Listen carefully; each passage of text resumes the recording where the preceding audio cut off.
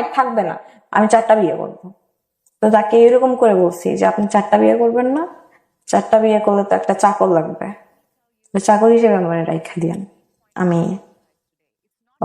Decide করি যে আমি গলায় বা স্লিপিং দেবো, এটা কোনোভাবে সে জেনে যায় ছিলাম।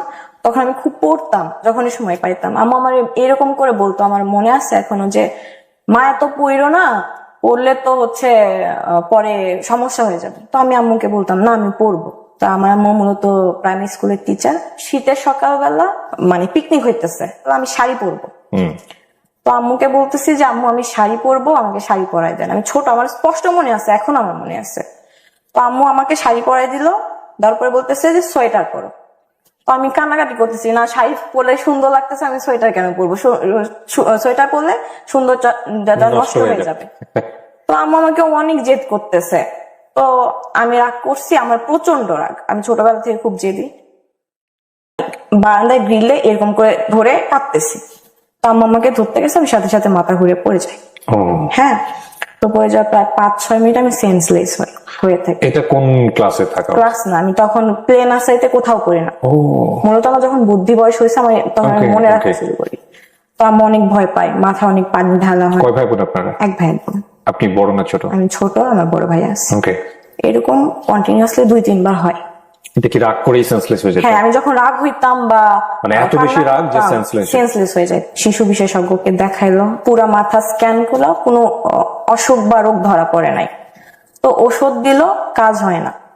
তো হয় না, গ্রামের মানুষ বলে যে কবিরাজ দেখাও, এই টাইপের কিছু। তো আমাকে অনেক ট্রাই করছে, রংপুর পীরের কাছে পর্যন্ত নিয়ে গেছে। শীতের রাতে আব্বু আমাকে জড়ায় ধরে ওই খড়ের গাদার মধ্যে আমার এরকম করে নিয়ে রাত থাকতো, 2-3 রাত থাকতো, মানে পীরের সঙ্গে দেখা করানোর জন্য। এত বেশি সিরিয়াল, এত বেশি হয় কি, মূলত ঘুমাইতেছি, ঘুমের মধ্যে আমি চিল্লাই উঠতাম, ভয় পাইতাম, আবল তাবল বলতাম। আমি পড়াশোনা কন্টিনিউ করতে পারতাম না, বেশি প্রেশার নিতে পারতাম না।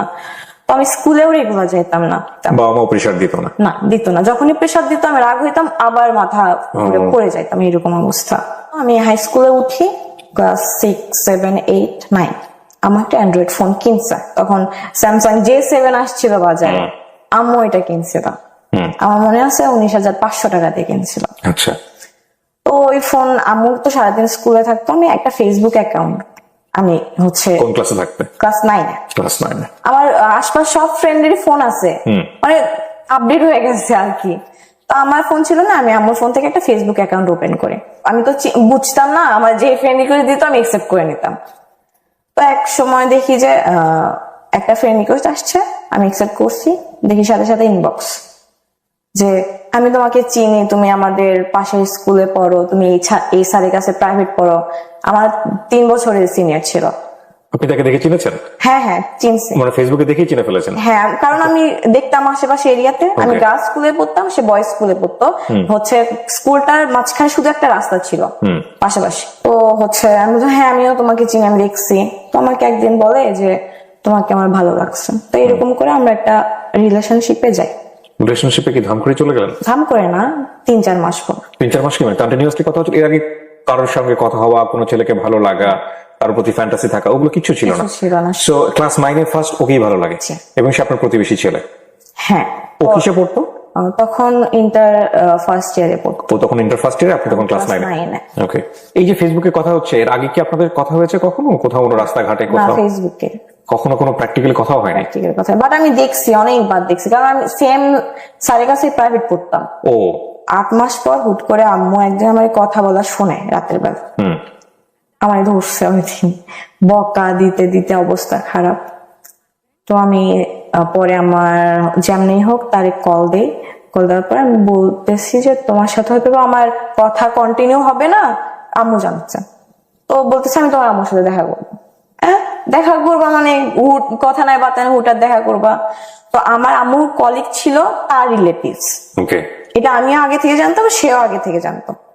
তো পরের দিন সে আমার আম্মুর স্কুলে চলে গেল সোজা।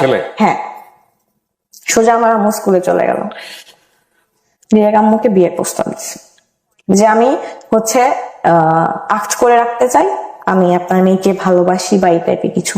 আম্মু তাকে বুঝাই শোনাই, বলছে যে তুমি বাসায় যাও, তোমার আব্বু আম্মুর সাথে কথা বলো। তো সে বাসায় গেছে, বাসায় যাওয়ার পর তার আব্বু আম্মুর সাথে কথা বলছে যে আমি এরকম একটা মেয়েকে পছন্দ করি, বাসায় জানাজানি হওয়ার পর এরকম হয়েছে।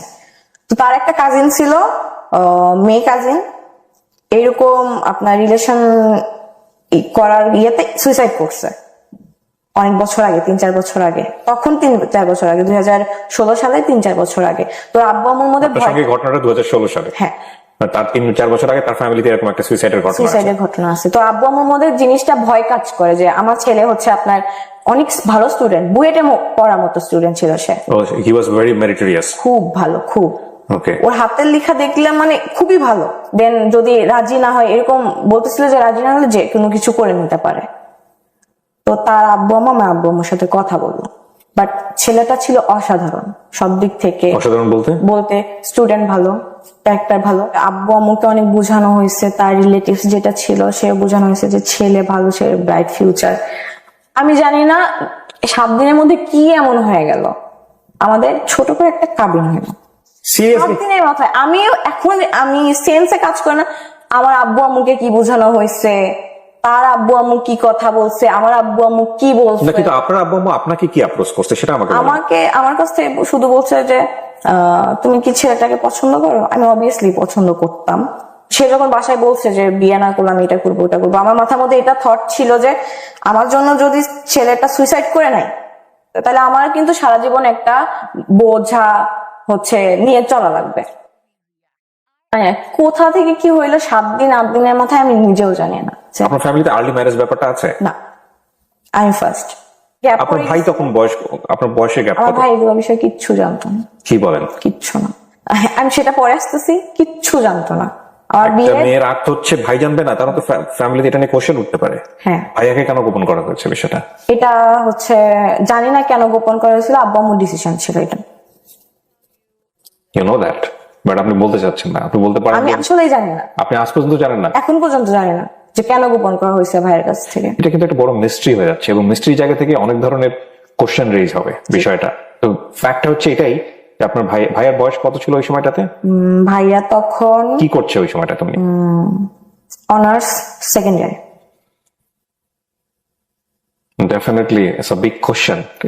মানে আপনার ফ্যামিলি যদি এটা গোপন করে থাকে আপনার ভাইয়ের কাছ থেকে, তার মানে এটা আপনার ফ্যামিলি কেন করবে? এটা ইলজিক্যাল হয়ে গেল বিষয়টা। I don't know, actually I don't know. বা আপনি কি এমন কোনো কিছু করেছিলেন ফ্যামিলিতে, বা ও কি এমন কোনো কিছু করেছিল যেটা আলটিমেটলি সবাই খুব টেনশনে পড়ে গিয়েছিল? না, এরকম কিছু ছিল না। Are you sure? হ্যাঁ, সবাই দেখতেছে, আমি জানি এরকম কিছু ছিল। তারপর ছোট করে তার ফ্যামিলি, তার আপনার ভাইয়া তখন কোথায়? ভাই ঢাকায়। তার বাবা মা, আমার বাবা মা কাজী অফিসে যে ছোট একটা কাবিন করে কাগজ, ওখানে আমি সাইন করি, সেও সাইন করে। এই কি আপনার ছেলের সাথে প্রথম দেখা ফিজিক্যালি নাকি তার আগে দেখা হয়েছে? তার আগে দেখা হয়েছে, বেশ কয়েকবার দেখা হয়েছে। আমি একটা কোচিং সেন্টারে কোচিং করতাম, কোচিং এ যখন ব্রেক দিত তখন কোচিং সেন্টারের পিছনে দেখা করতাম, ওখানে আসতো, গল্প করতাম 2-1 মিনিট বা 5 মিনিট বা 7 মিনিটের জন্য কথা বলতাম, তারপর আবার কোচিং ব্যাক করতাম। আপনাদের মধ্যে কি এমন কোনো পরিস্থিতি তৈরি হয়েছিল যেটা যে আসলে বিয়েটা বা করাটা আসলে খুব জরুরি ছিল? সে পাগল ছিল। প্রেমে পড়লে সবাই পাগল হয়, সেটা অন্য বিষয়। আমি আসলে আপনাকে বোঝাতে চাচ্ছি, কোশ্চেন করতে পারবো না এই বিষয়টা নিয়ে, যে এমন কোন ব্যাপারে আপনারা মুভমেন্টে চলে গেছেন বা এমন কোন লেভেলে চলে গেছেন যেটা এরকম কিছু ছিল না। ওকে, তো ছোট মানুষ, সেগুলো বুঝতামই না। তো তারপর সে কোথাও চান্স পায় না। পাগল ছিল কেন বলছেন? আমি জানি না, সে আমার প্রতি আমারে না পাইলে মরে যাবে এরকম টাইপের ছিল। তো প্রেমে পড়লে সবাই বলে এরকম, হ্যাঁ, তোমাকে ছাড়া আমার জীবন বৃথা, তোমাকে ছাড়া আমি সকাল বিকাল 2বার করে মারা যাবো, এরকম কথাও অনেকেই বলে, সেটা সমস্যা নাই। এইরকমই প্রবলেম ছিল। তো তারপর সে এইচএসসি এক্সাম দেয়, এক্সাম রেজাল্ট খারাপ। আক্তের পরে কি হইলো একটু বলেন না? আক্তের পরে তো আপনারা তো বিবাহিত না, আমরা সেপারেশনে থাকতাম। এটা ডিসিশন ছিল যে সে পড়াশোনা করে এস্টাবলিশড হবে, আমি পড়াশোনা করব। তারা যখন একটা বয়সে যাবে তখন বড় একটা অনুষ্ঠান করে উঠাই দেওয়া হবে। এটা শুধু 2 ফ্যামিলির মধ্যে গোপন ছিল। আমি আমার বাসায় থাকতাম, সে তার বাসায় থাকতো, আমরা মাঝে মধ্যে দেখা করতাম, রেস্টুরেন্টে ঘুরতে যাইতাম, এতটুকু অব্দি। তার রেজাল্ট খারাপ হলে গ্রেড আসে, খুবই খারাপ। মানে ওইরকম ছেলে থেকে এটা আশা করা যায় না। খারাপ হওয়ার পেছনে কে, মানে দুইজনেই দায়ী। আমরা সবসময় ঝগড়া করতাম, কম বয়স না, ঝগড়া করতাম, ইফেক্ট করতো। সে পড়াশোনা করতো না, কান্নাকাটি করতো ঝগড়া করার পর। আমি ব্লক মারতাম, ফোনে কথা বলতাম না। আমি তাকে বাজে কথাই বকাও দিতাম। এখন মনে হচ্ছে যে না, এটা ভেরি ভেরি ইম্পর্টেন্ট স্টোরি। ওর বয়সী, ওই সময়ের বয়সী যারা টিনেজার তাদের জন্য না, সেই সব বাবা মায়ের জন্যও যারা এরকম ডিসিশন নেন বা নিতে বাধ্য হন। তো বাসা থেকে তো একটা আমার উপরে তো আসবে না যে তোমার জন্য হচ্ছে আমার লিটারালি তার বাবা বলে যে ওই মেয়ের সাথে হচ্ছে কাবিন করার পর আমার ছেলেটা লাইফ শেষ, আমার মুখের উপর বলা হয়েছিল। আমিও তখন এসএসসি দেই, হ্যাঁ, তো একটা সাবজেক্ট আমার ফেল আসে। কত সালের এসএসসি? 19 সালে। কি নিয়ে ঝগড়া হতো আপনাদের মধ্যে? অন্য কোনো ছেলেরা কেন না না, ফেসবুকে অ্যাড করছো? থার্ড পারসন নিয়ে ঝগড়া হতো না। তাহলে আমার কোনো ফ্রেন্ড থাকতে পারবে না, ইভেন মেয়ে ফ্রেন্ডও না। আমার একটা ফ্রেন্ড ছিল, ফ্রেন্ডের নাম আমি মেনশন করি। ও অনেক ভালো একটা মেয়ে ছিল, আমাকে বাইরে যাইতে দিত না। ওই ফ্রেন্ড আমার সাথে দেখা করতে আমার বাসায় আসতো, তাও আসা যাবে না। প্রথম প্রথম তো এগুলো অনেক ভালো লাগে প্রেমে পড়লে, হ্যাঁ এগুলো অনেক ভালো লাগে, তারপরে তো এগুলোই অসহনীয় হয়ে যায়। এগুলো অসহনীয় হয়ে যায়। আপনি কি অত্যাচার করতেন ওর উপরে? বকা দিতাম, জোরে কথা বলতাম, চিল্লাইতাম। অনেক সময় আসতাম, মুখে যা আসছে আমি ওটা হচ্ছে বলতাম। এটা কি শুধু ফোনে করতেন না বাইরেও করতেন? ফোনে ফোনে শুধু ফোনে? শুধু ফোনে। কিন্তু সে চুপচাপ সহ্য করে নিত। আমার উপর কিছু রাইজ করা হয়, এটা আমি নিতে পারতাম না। আচ্ছা, ওই ছোটবেলা থেকে কিন্তু ওর এই প্রবলেমটা আছে, যেটা আপনারা শুনেছেন। হ্যাঁ, বাট এমনও হইতো যে আমি গোসলে গেছি, সে আমার ফোন দিছে, আমি ফোন রিসিভ করতে পারি নাই। আমি গোসল থেকে এসে তারে ওই ছিল কার সাথে ছিল? না না, আমি গোসল থেকে এসে কল ব্যাক করছি যে আমি গোসলে গেছিলাম, হচ্ছে আমি ফোন রিসিভ করতে পারি না। সে বলতো তুমি আমার পারমিশন ছাড়া গোসলে কেন গেছো? সেটাই তো, আপনি কেন গোসল করবেন?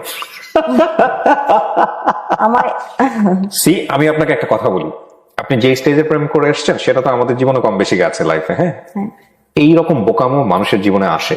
এটা আমরা এই স্টেজে এসে বলি বোকামো, কিন্তু ওই স্টেজে মনে হয় অসাধারণ জিনিস। কিন্তু আমাকে একটু বলেন যে এই লিবার্টিটা সে কেন দিতে চাইতো না আপনাকে? সন্দেহ করতো? সন্দেহ করতো, হ্যাঁ সন্দেহ করতো। এটা একটা বিশাল সমস্যা, যে কোনো সম্পর্ক। সন্দেহ জিনিসটা অনেক খারাপ। আপনি সন্দেহ করতেন না ওকে?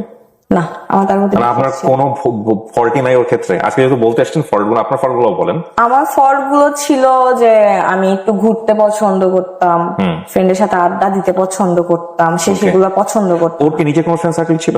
না। হ্যাঁ, ও মনে করে আমি যেরকম আমার সামনে মানুষটা ওই রকমই হবে। হ্যাঁ, অনেক অসম্ভব মেরিটোরিয়াস মানুষদের কিছু কিছু প্রবলেম থাকে।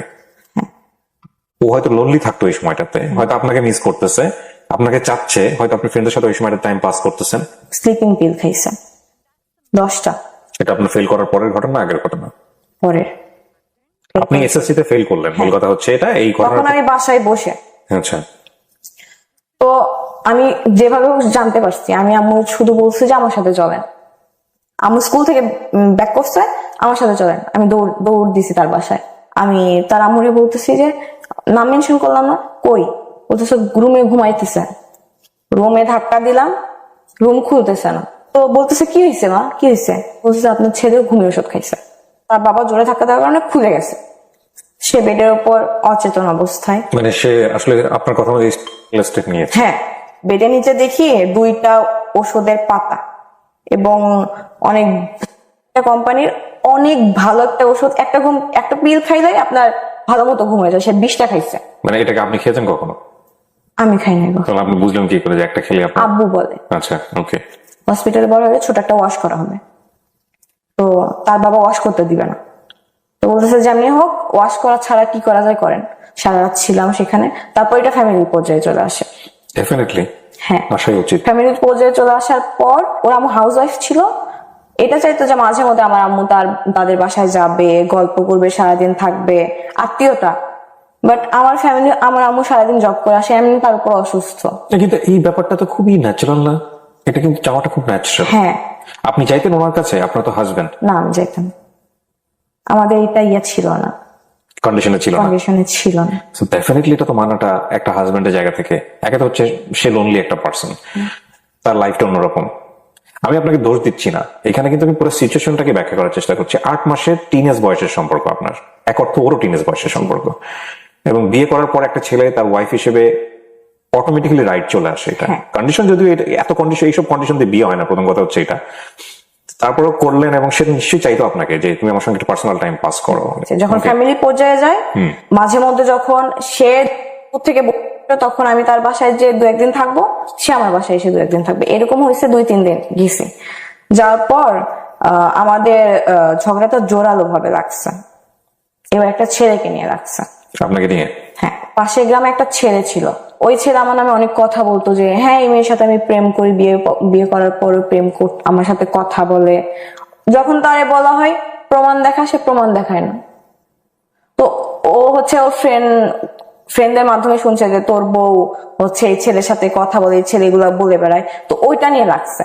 তার এগুলা প্যারা জিনিসটা আমি নিতে পারতাম না। আস্তে আস্তে ওর এগুলো ব্যবহারে তার উপর থেকে আমার মন উঠে গেছিল। তারা প্রস্তাব দেয় আমার আব্বু আম্মুকে যে সে অলরেডি অনার্স সেকেন্ড ইয়ারে পড়ে, আমি তখন এসএসসি আবার দিব। প্রস্তাব করে আমার আব্বু আম্মুকে যে এগুলা ঝগড়া ততক্ষণ অব্দি না থামবে ততক্ষণ অব্দি তারা এক জায়গায় হবে। মানে বিষয়টা হচ্ছে ওদেরকে দুজনকে একসাথে রাখো, ঝগড়া শেষ হয়ে যাবে। ছোট একটা অনুষ্ঠান করে তাদেরকে উঠাই নেওয়া হোক, কিন্তু কন্ডিশন হইতেছে একটা, আমরা আমাদের ছেলের বউকে হচ্ছে পড়াশোনা করাবো না। এটা ওনারাই বলেছে। হ্যাঁ, আমাদের ছেলে বউকে দিয়ে আমরা তো জব করাবো না যে তার পড়াশোনা করা লাগবে। ছেলে মেয়েকে এবিসিডি পড়াতে পারবে এনাফ। তো এটা আমার গায়ে, আমার আব্বু আম্মুর গায়ে অনেক লাগে। দুজনেই টিচার, কেন পড়াশোনা করাবে না? তারপরে হইতেছিল না তার সাথে আমার মনোমালিন্য সবসময় লেগেই থাকতো। 6 মাস কন্টিনিউ তার সাথে আমার কোনো কন্টাক্ট ছিল না। ডিসিশন নেওয়া হইলো যে আমাদের সেপারেশন হবে, ফ্যামিলিগতভাবে মিউচুয়াল ডিসিশন। বাট সে চাইতো না। তারপরে আমাদের সেপারেশন হয়। সেপারেশন বলতে কি আপনাদের ডিভোর্স হয়? ডিভোর্স কয় বছর পরে হয় এটা, কাবিন হওয়ার? 3.5 বছর। আপনি যে 3.5 বছরের গল্পটা বললেন, এর মধ্যে কোনো বিউটিফুল মোমেন্টস ছিল আপনাদের? হ্যাঁ, অনেক মোমেন্ট ছিল। একসাথে ঘুরতে বের হইতাম, টাইম স্পেন্ড করতাম, রেস্টুরেন্টে খাইতে যাইতাম, এগুলো ছিল, অনেক স্মৃতি ছিল। যখন আপনি সাইনটা করলেন তখন আপনার ফিলটা কি হচ্ছিল? সত্যি বলতে আমার মনে হচ্ছিল যে এটা লাইফে একটা বড় ইফেক্ট পড়বে, বাট আমি যে ডিসিশনটা নিতেছি আমি রাইট ডিসিশন নিতেছি। আপনাকে কেউ ইনফ্লুয়েন্স করেছে ওই সময়টা? ভাইয়া তো ততদিনে জেনে গেছে। হ্যাঁ। তারপরে কি বলেছিল ওনার জানার পরে? আমার সাথে কথা বলতো না। আব্বু আম্মুর সাথে কথা বলা রাখতো, দ্যাটস ওয়াই কথা বলতো, আমার সাথে কথা বলতো না। যদি কোনো দরকারে বাসায় আসতো, সামনে পড়তো, কোনো দরকারে যে রাফি, আমার রাফি বলে ডাকে, চান বা ভাত খাবো আম্মুকে বল, এতটুকু অব্দি, কথা বলতো না। ডিভোর্স হওয়ার পর তারপর করোনা আসে, যখন প্যান্ডেমিক সিচুয়েশন, তখন ঢাকা ভার্সিটি একটা ভাইয়া অনেক ভালো টিচার, ওনার ইংলিশ কোর্সে ভর্তি হয়। হওয়ার পরে ওই ইংলিশ কোর্সে অন্য একটা ছেলে পড়তো, তো আমরা অ্যাড হওয়ার পর আমাদের কথা হইতো পড়াশোনা বিষয়ে। এটা 2021 সালের জুনের দিকে। তো ছেলেটাকে দেখে আমার ভালো লাগছে। ততদিনে কিন্তু আমি হচ্ছে ওই জিনিসটা থেকে বের হইতে পারছি, বাট ইফেক্ট পড়ে আমার উপর। আমি বলতাম না কখনো। আমি মানে একটা হয় না যে মেয়েরা কেন আগে বলবে, ছেলেরা আগে বলবে। সে আমার থেকে 10 মাসের ছোট, মেনশন করি, সে নিজেও জানতো সেটা। কোচিং এ একসাথে পড়তেন না, আমি তখন থাকতাম, সে ঢাকায়। আচ্ছা। আমাদের অনলাইনে পরিচয়, ভাইয়ার মেসেঞ্জার গ্রুপে। ভাই আপনাদেরকে পড়াইতো? হ্যাঁ, অনলাইনে পড়াইতো। ওই ছেলেও কি আপনারই ব্যাচমেট ছিল? হ্যাঁ, ব্যাচমেট। ফেসবুক গ্রুপ, তারপরে ফেসবুক গ্রুপ থেকে হয় না ফ্রেন্ড লিস্টেও চলে আসে অনেকে, সে আমাকে অ্যাড পাঠায়। কথা হইতে হইতে এমন কথা বলতো যে আমার মনে হইতো এই ছেলেটা মনে হয় আমার পছন্দ করে। আমি একদিন ডিরেক্ট আস্ক করি যে তুমি কি আমাকে পছন্দ করো? তো সে বলে হ্যাঁ। তো আমারও তাকে ভালো লাগতো। 2-3 দিন টাইম নিছি, নেওয়ার পরে বলছি যে আমার লাইফের যেটা আছে আমি পুরোটাই বলছি, যে তারপরে তুমি স্টেপ কি নিবা সেটা তোমার ডিসিশন। কারণ এটা আমি যতই হাইড করার চেষ্টা করি কখনো হাইড থাকবে না। তো সে বলল যে আচ্ছা আমরা ফ্রেন্ড হয়ে থাকি, তুমি আমাকে একটা কথা দাও যে তুমি কখনো রিলেশনশিপে যাবে না, আমিও কখনো রিলেশনশিপে যাব না, আমরা ফ্রেন্ড হয়ে থাকবো, ফিউচারে কি হবে সেটা দেখা যাবে। ওকে, ফাইন। এটা জুন মাস। সো কত সালের জুন মাস? 2021 সালে। সো প্রথমে এসে আপনাকে প্রপোজ করেছে প্রেমের প্রস্তাব। হ্যাঁ। পরে যখন জেনেছে তখন বলছে ফ্রেন্ড হয়ে থাকি। হ্যাঁ। ওকে। জানি না, ছেলেটার প্রতি আমি দিন দিন উইক হয়ে পড়ছি প্রচন্ড পরিমাণে। প্রচন্ড বলতে? প্রচন্ড। তাকে তো সবসময় ভিডিও কলে দেখতাম, ছবিতে দেখতাম। আমার ইচ্ছা করলো আমি তাকে সরাসরি দেখবো। তার গ্রামের বাসা ভোলাতে। তাকে আমি বলি যে আমি তোমাকে দেখবো, তো বলে যে তো আমি তাকে দেখার জন্য ভোলাতে যাই। থেকে ভোলার ডিস্টেন্স 550 কিলো। আপনি ও জানতো যে আপনি ভোলাতে যাচ্ছেন? না। এটা কয়দিনের মধ্যে? 2.5 মাসের মধ্যে। 2.5 মাসের মধ্যে? জি। আমি আমার এই ঘটনা কি এটা প্রমাণ করে না যে আপনি বাই ন্যাচারালি অনেক বেশি ক্রেজি? হ্যাঁ, আমার রাগ অনেক, বাট এরকম কারো প্রতি ক্রেজিনেস বা কারোর প্রতি এত সেটা ঠিক আছে, হয়তো এরকম কোন সাবজেক্ট পাননি যেটা এক্সপ্লোর করার মতো, বাট আপনার ক্রেজিনেসটা এই লেভেলে যাইতে পারে সেটার মতো কিছু একটা ঘটেছে আপনার লাইফে এবং সেটা আপনি করেছেন। তো আপনি ধাম করে চলে গেলেন নাকি বাসায় কাউকে জানিয়েছিলেন? না, বাসায় আম্মুকে বলছি যে আমার একটা ফ্রেন্ডের বিয়ে, আমি মিথ্যা কথা বলছি, আম্মুকে মিথ্যা কথা বলি যে আমার হচ্ছে একটা ফ্রেন্ডের বিয়ে, 2 দিন আমাকে সেখানে স্টে করা লাগবে। এদিকে আমি আমার বেস্ট ফ্রেন্ড ছিল তখন, রাহিম, নামটা মেনশন করতেছি, আর আমার চাচাতো ভাইকে নিয়ে একটা প্রাইভেট কার ভাড়া করে রেন্টে করে নিয়ে আপনি শেয়ার করলেন কার সঙ্গে? আমার বেস্ট ফ্রেন্ড। ওকে আপনি শেয়ার করলেন যে আমি তোমাকে নিয়ে এখন ভোলাতে হ্যাঁ যাবো, আমার থেকে 2 বছরের সিনিয়র, বাট অনেক ভালো। তো যাই, আমার এখনো মনে আছে তারিখটা, 7ই আগস্ট বিকেল 5টায় রওনা দিই আমরা, যে আমরা সকাল 7:30টায় পৌঁছাই ভোলার 0 পয়েন্টে। সে জানে না যে আমি গেছি ওইখানে। আমি ফোন দিছি, আমি ভাবছি হয়তো ফোন পিক করবে না যেহেতু ঘুমাই, তো করছে পিক, সাথে সাথে করছে। তো আমি বলতেছি যে আমি ভোলার 0 পয়েন্টে, জায়গাটার নাম আমার সঠিক মনে নাই, একদম সদরে। তো শক, কত ভালোবাসা মেয়েটা। 5 মিনিট পরে কল দিয়ে বলতেছি তুমি কি আসলেই ভোলাতে? তখন আমি দোকানের নাম বলি, জায়গার নাম বলি, তখন আসলে ক্লিয়ার হয়েছে যে আসছে। তুমি যে আসছো, আমি তো 1 ঘন্টার বেশি তোমাকে টাইম দিতে পারবো না।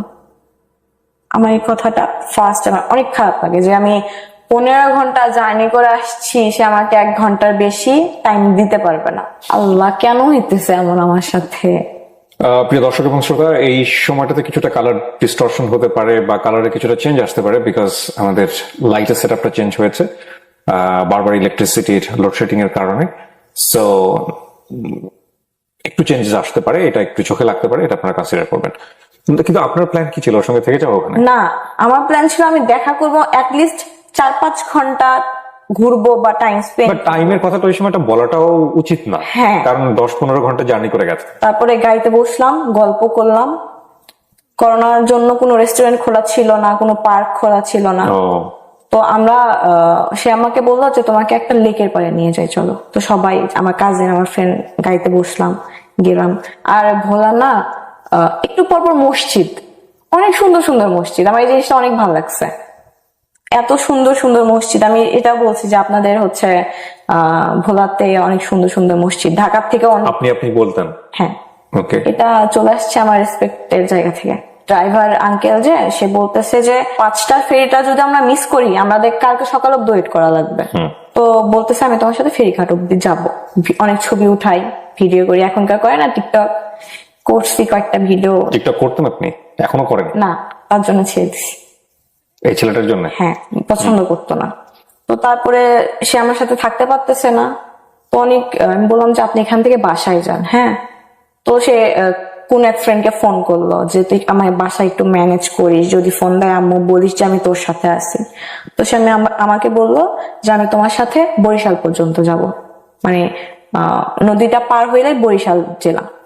তো আমি খুশি হইলাম যে হ্যাঁ, অ্যাটলিস্ট যেটা বলছে যে 1 ঘন্টা থাকবে, তার থেকে বেশি সময় সে তো কোম্পানি দিচ্ছে। হ্যাঁ, তার জন্য আমি গিফট নিয়ে গেছি, 2-3টা টি-শার্ট, একটা ঘড়ি। ওই ঘড়িটা আমি অনেক কষ্ট করে আমি ওই ঘড়িটা ম্যানেজ করছি। সে চকলেট খাইতে পছন্দ করতো, এগুলো নিয়ে গেছি। বলতেছে এগুলো আমি কিভাবে নিয়ে যাবো, আমি তো এগুলো নিয়ে বাসায় ঢুকতে পারবো না। আমি অনেক কোশ্চেন জিজ্ঞেস বলতে তো সমস্যা হবে। হ্যাঁ, সুন্দরভাবে বিদায় দিল আমাকে।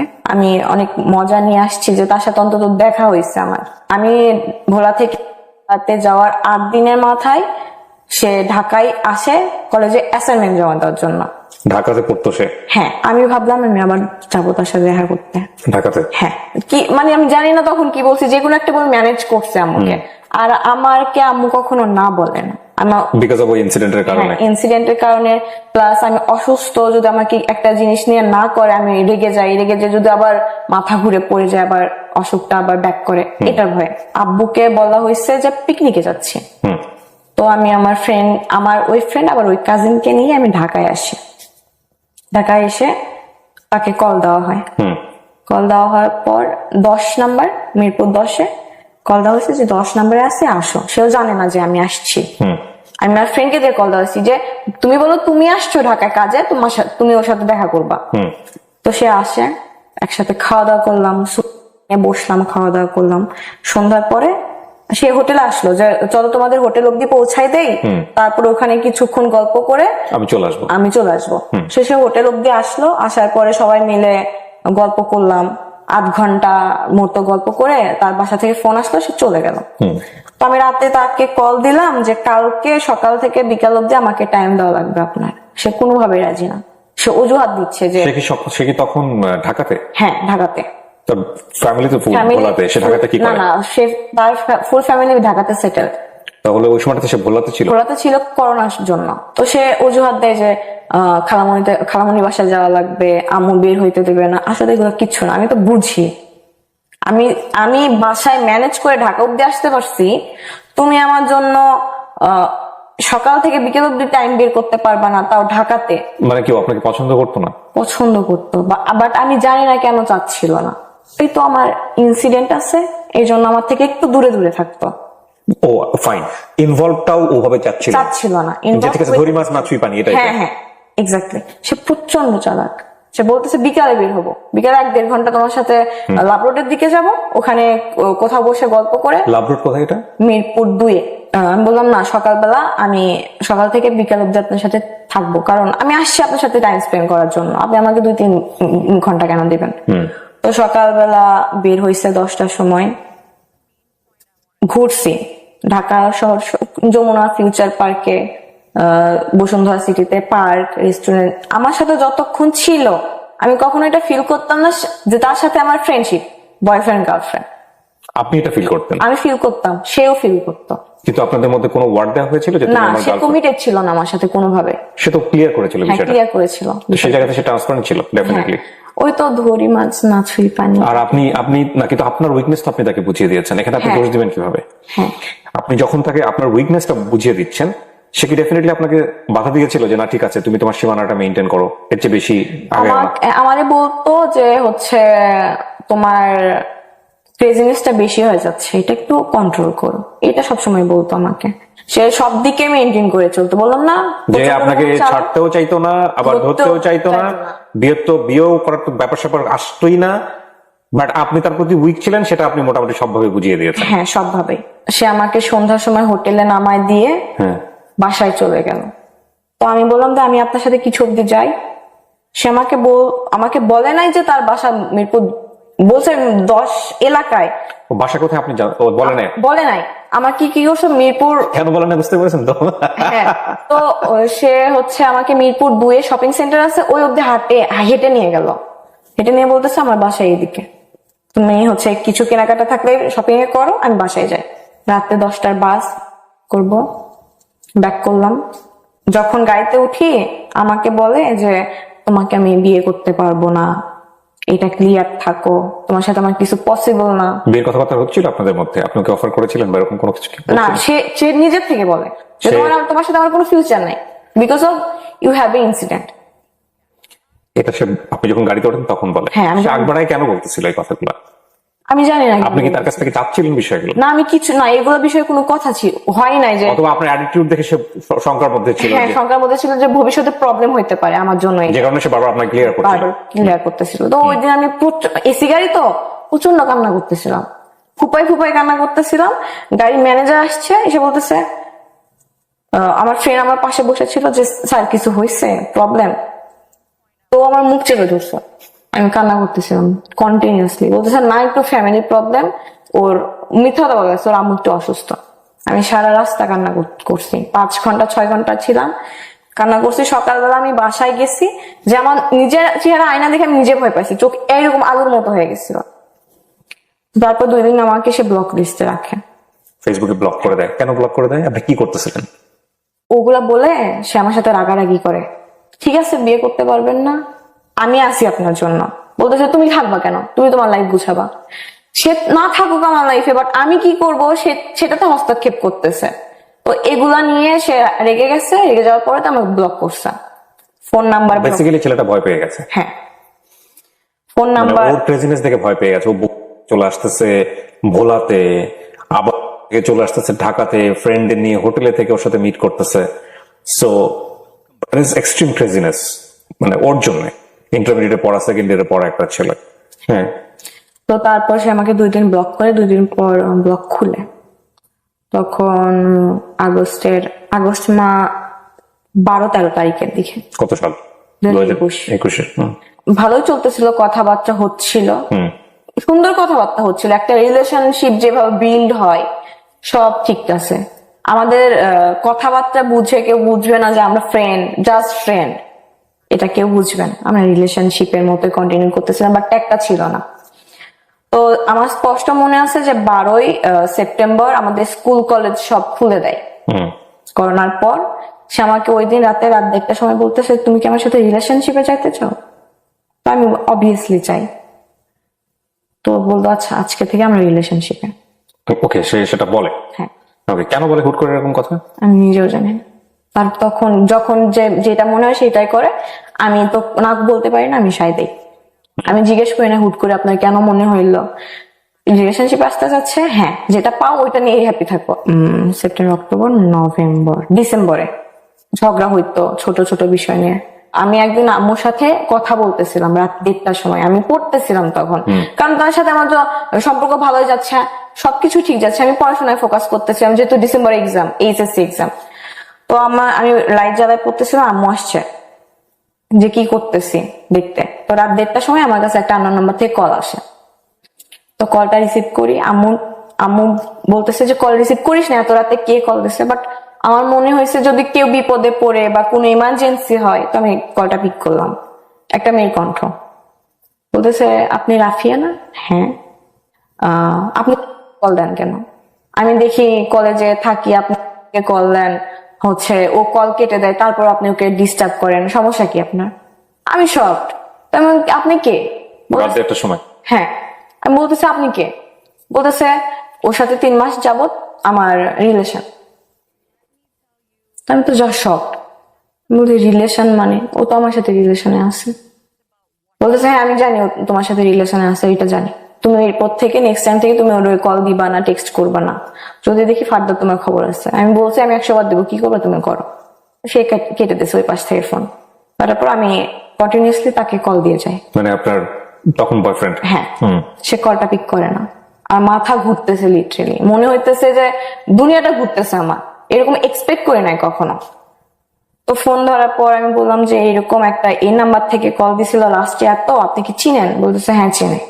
আমি বলতেছি কে হয় আপনার? বলতেছে আমি তোমাকে বলি নাই, ওর সাথে আমার লাস্ট 3 মাস যাবত সম্পর্ক, আমি তোমাকে বলি নাই, আজকে মনে হয় ও বুঝতে পারছি, এই জন্য তোমাকে কল করছে। তো আমি তোমার সাথে সম্পর্ক কন্টিনিউ করতে পারবো না, ইভেন তোমার সাথে কন্টাক্ট কন্টিনিউ করতে পারবো না। হুট করেই সব কিছুই ঠিক যাচ্ছে। তো আমি রাত 3টার সময় আমার বেস্ট ফ্রেন্ডকে কল দিই, আমি কালকে ঢাকা যাব। তো বলে কেন, কি হয়েছে? সব খুলে বললাম। ওরা কখনো বোঝায় না আপনাকে যে থাম একটু রাখ, এটা হ্যাঁ কন্ট্রোল কর? বুঝায়, কিন্তু ওরা বোঝে যে আপনাকে বলে লাভ নাই এসব। না বলে লাভ নাই, আমি যেটা বলবো সেটাই। আমরা জ্যামে আটকে গেছিলাম, তো রাত 12টার সময় আমরা ঢাকাতে পৌঁছাই। তো আমি একটা আপুর বাসায় ছিলাম। দেন সকালবেলা 10টার সময় আমরা বের হয়েছি, আমি কল দিছি যে আমি ঢাকায় আসছি, আপনি কোথায় আছেন হচ্ছে বলেন, আমি আপনার সাথে দেখা করবো। তো বলছে তুমি ঢাকায় কেন? আমি বলতেছি আমার কাজ আছে আপনার সাথে, এই জন্য আমি ঢাকায় আসছি। তো বলতেছে যে আমি দেখা করতে পারবো না, আমি খালামণির বাসায়। মিথ্যা কথা বলতেছে। সে বললো যে তুমি এই রেস্টুরেন্টে আসো, আমি আসতেছি। তো তারপর যে শুনে এটা আমার সাথে প্র্যাঙ্ক করা হয়েছে। প্র্যাঙ্ক করছে? হ্যাঁ, যে আমাকে বোঝার জন্য যে আমি কি রিয়াকশন দেই। তারপর মেয়েটাকে নিয়ে আসো। মেয়েটাকে সাথে আমার কথা হয়েছে। কিন্তু বলেন যে আপনি মেয়েটাকে নিয়ে আসো এখানে, আমি প্র্যাঙ্ক করছে কিনা আনছে। হ্যাঁ, কথা হয়েছে, প্র্যাঙ্ক ছিল, তারা প্ল্যান করে করছে এটা। আসলে প্র্যাঙ্ক ছিল? হ্যাঁ আসলে ছিল। ওকে। আমার তখন প্রচন্ড রাগ উঠছে। ওঠার পরে বলতেছে, শান্ত করলো, অনেক কিছু বুঝাই। তো ঠিক আছে, আসছি যখন, থাকি 2-1 দিন, আপনার সাথে ঘুরি। তো তারপরে আমি হচ্ছে ব্যাক করি পরের দিন। তো আমার এটা প্ল্যান ছিল যে আমি ঢাকায় শিফট হবো। ঢাকায় শিফট হওয়ার একটাই রিজন যে আমি তার কাছাকাছি থাকবো। হ্যাঁ, ঝগড়া হলে ব্লক দিয়ে দেয়, শেষ, আর কোনো যোগাযোগের কোনো ওয়ে নাই। তো তার বার্থডে ছিল, এটা কাহিনী। আমি গেছি ঢাকায় আপনার 5 অক্টোবর থেকে 9 অক্টোবর অব্দি ছিলাম। তার বার্থডে ছিল 16 অক্টোবর। ওকে। আমি খুব অসুস্থ হয়ে পড়ি 12 অক্টোবর। আমাকে স্যালাইন পুশ করা হয়। আমার প্ল্যান ছিল আমি 16 অক্টোবর তাকে সারপ্রাইজ দেবো ঢাকায়, কিন্তু সামহাও আমি একটু সুস্থ হই। সুস্থ হওয়ার পর আমি আমার ওই ফ্রেন্ডকে নিয়ে আবার ঢাকায় যাই 15 তারিখে রাতের বেলা। ওকে, তো তাকে সারপ্রাইজ দেই, সে খুশি হয়েছে।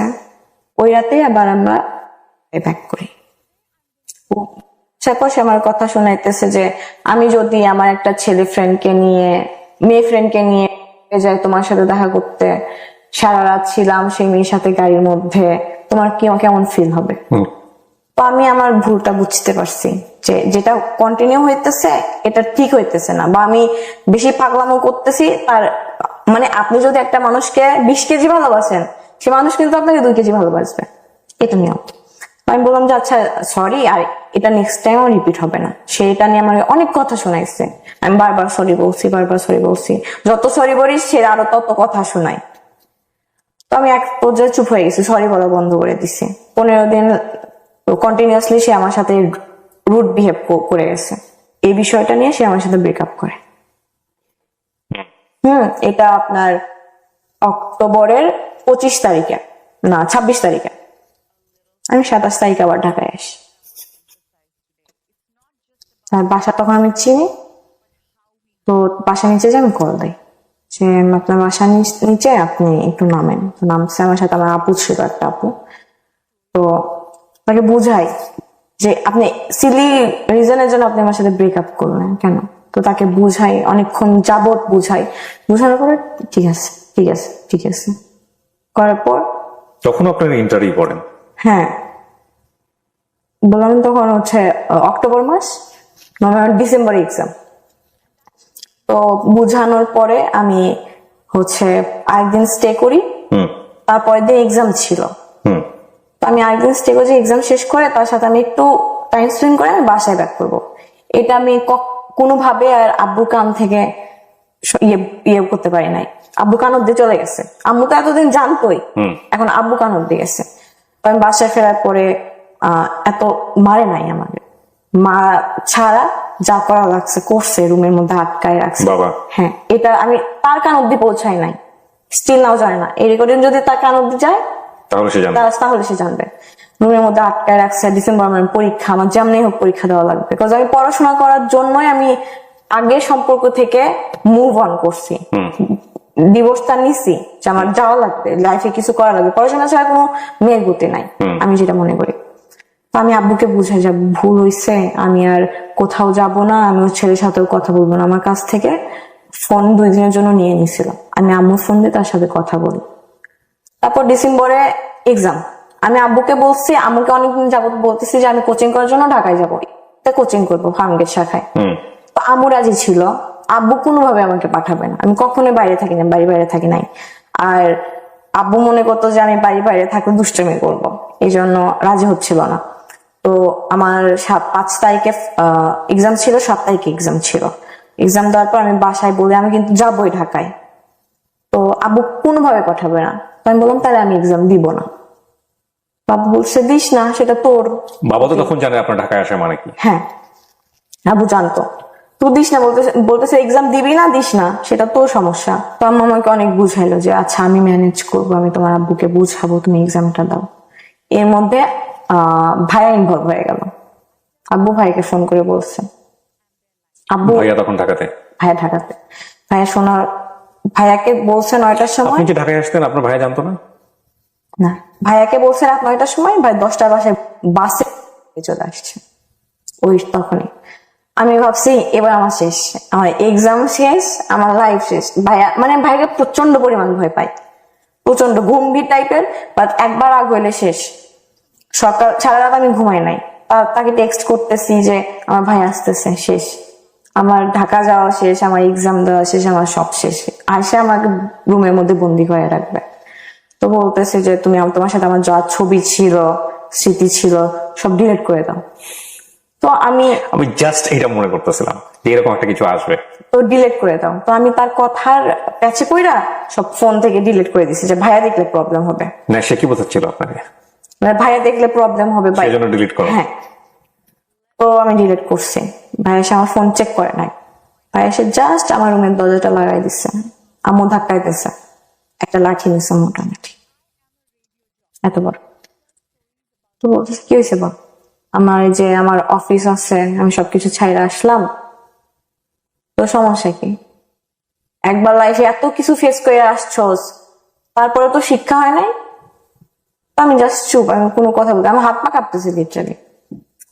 আম্মু জানালা দিয়ে ইয়ে করতেছে যে ওকে মেরো না, বড় হয়েছে, মায়ের দিয়ে কোনো লাভ হবে না, বুঝাও। তো ভাইয়া বুঝাইলো, আমাকে মারে নাই। বলতেছে ভাইয়ার কথা হইতেছে যে তুমি ঢাকায় গেলে তোমার সাথে আমার সম্পর্ক থাকবে না। হ্যাঁ, আর তুমি যদি পরীক্ষা না দাও, আমি বলছি যে আমি এইচএসসি পরীক্ষা দিব না, অ্যাটেন্ড করবো না, 2টা পরীক্ষা অলরেডি হয়ে গেছে, তাহলে তো ভুলেই যাবো তোমার ভাই না, মানে ভাই বলতে কেউ ছিল। ঢাকায় আপনি যাওয়ার জন্য এত ক্রেজি কেন? মানে তার জন্য জাস্ট মিট করবেন না? তার আশেপাশে থাকবো আমি, ঢাকায় সেটেল হওয়ার প্ল্যান। বাট পরীক্ষা তো আপনি দিচ্ছেন তখন কলেজে। হ্যাঁ পরীক্ষাটা দিয়ে না আপনি ঢাকায় আসবেন? হ্যাঁ, তো তার আগে আপনি ঢাকায় আসবেন? তার আগে বলে দিছে যে আমার ঢাকা পাঠাবে না। ও তার আগে বলে দিচ্ছে ঢাকা পাঠাবে না? হ্যাঁ, এই জন্য আমার এত ক্রেজিনেস। ওকে। তো ভাইয়া অনেকক্ষণ যাও বলতেছে তোর হচ্ছে ছোট থেকে বেসিক জিনিসটা নাই, তোর পড়াশোনা হবে না, তুই একটা কাজ কর। ভাইয়া আবার সিএসসি সাবজেক্টে পড়তো ভাইয়া হচ্ছে অনেক ভালো প্রোগ্রামার, আমি তোকে একটা ল্যাপটপ কিনে দিচ্ছি, তুই এই লাইনে চলে আয়, আমি তোকে কাজ দিব, তুই মান্থলি 30 থেকে 35 হাজার টাকা ইনকাম করতে পারবি ঘরে বসে। হ্যাঁ। তো আমি বললাম এটা কোনো কথা, আমি পড়াশোনা করবো না। বলতেছে এই পরীক্ষা দে, পরীক্ষা দেওয়ার পরে আর কোনো কাজ নাই। তো এটা একটা অপশন। আর একটা অপশন হচ্ছে তুই বাসা থেকে পাবলিকের জন্য প্রিপারেশন নে, তুই যে কোনো একটা ভার্সিটিতে যদি ওয়েটিং লিস্টেও থাকিস, আমি তোকে কথা দিচ্ছি আমি পরের বছর তোকে ঢাকায় নিয়ে কোচিং করাবো। তো অলরেডি আমার 1 বছর কিন্তু গেছে এইদিকে, আমি আর চাচ্ছি না আমার 1 বছর গ্যাপ যাক। আমি বলতেছি যে ভাই এটা আমার পক্ষে পসিবল না। আমি ভাইয়ের পা ধরে কান্না করছি। ভাই বলতেছে আমি তোমাকে ঢাকায় নিব না। পা ধরে কান্না করছেন যে ছেলেটা কাছাকাছি থাকবে না? হ্যাঁ, আমি ঢাকায় যাবো। কি বলতেছিলেন ভাইয়া যে আমি ওকে অনেক পছন্দ করি? না ও কথা জানে না ভাইয়া, কখনো জানে না ভাইয়া, এখনো জানে না, স্টিল নাও জানে না। কি বলেন? তো না জানলে ভাইয়া কেন আপনাকে? মনে করতেছে যে আমি ঢাকায় গেলে বেয়াদব হয়ে যাব, হচ্ছে দুষ্টামি করব, এগুলোর জন্য ভয় পাইতো ফ্যামিলি থেকে আমাকে নিয়ে। এই জন্য ঢাকায় আসলে হয় না যে অনেক ছেলেরা ড্রাগ অ্যাডিক্টেড হয়ে যায়, ওকে, এগুলা নিয়ে ভয় পাইতো।